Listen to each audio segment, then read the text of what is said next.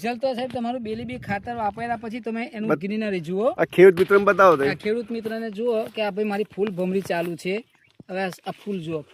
આ બેલીબી ખાતર મેં કપાસમાં વાપર્યું છે એકવાર, અને 2 વાર મેં કપાસમાં પંપથી સ્પ્રે કરેલો છે.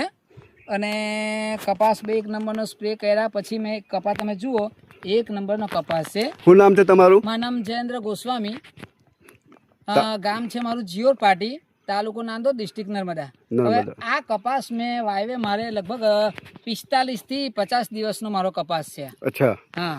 તો તમને શું રિઝલ્ટ દેખાય છે? રિઝલ્ટ તો સાહેબ તમારું બેલીબી ખાતર વાપર્યા પછી તમે એનું ગ્રીનરી જુઓ. આ ખેડૂત મિત્રોને બતાવો તો. આ ખેડૂત મિત્રને જુઓ કે આ ભાઈ મારી ફૂલ ભમરી ચાલુ છે. હવે આ ફૂલ જુઓ કપાસના, અને એની ડૂક જુઓ.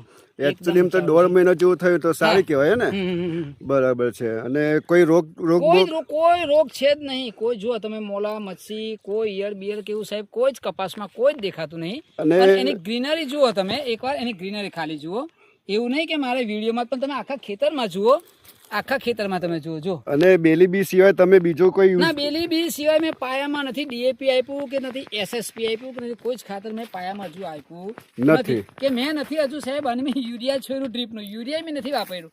ખાલી 2 વાર મેં આ તમારી બેલીબીનો સ્પ્રે કરેલો છે, અને 1 વાર મેં એને ડ્રીપમાં ચડાવેલું છે. બરાબર છે.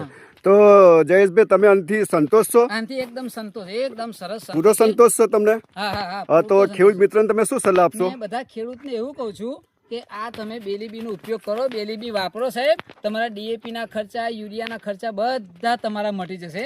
ખાલી આ તમે બેલીબીનો એકવાર ઉપયોગ કરો. પહેલા ઉપયોગ કર્યા પછી એનું રિઝલ્ટ જુઓ કેવું છે કેવું નહીં. અને મારો આ કપા 8 ફૂટના ગારે વાવેલો સાહેબ મેં. 8 ફૂટના ગારે વાવેલો. તમને કપાસ જુઓ મારો. નહીં, સરસ દેખાય છે 8 ફૂટના.